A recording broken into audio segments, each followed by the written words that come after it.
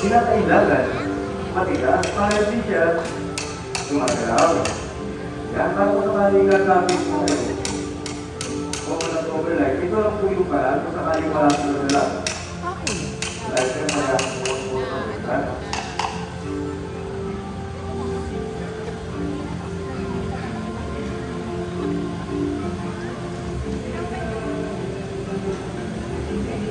ano ko sa daliri ko.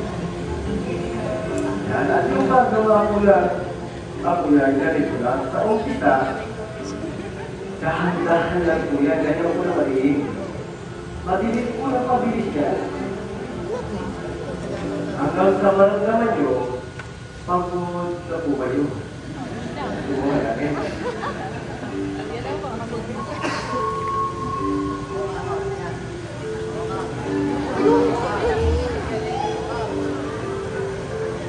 Samantala mo kapag...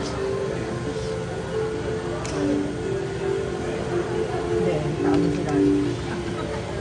Pwede rin di sa ilalim. May tao yun. Hindi ako naniniwala. Ang galing mo.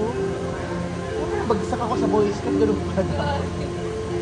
Sa akin kasi ibabaw ko yung t-shirt.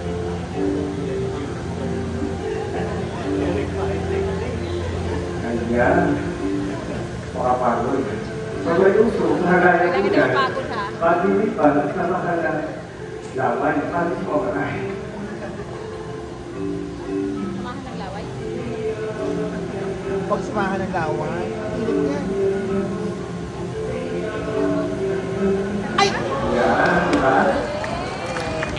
Nakakatumawa tayo ng apoy. Parang mati. Pero syempre,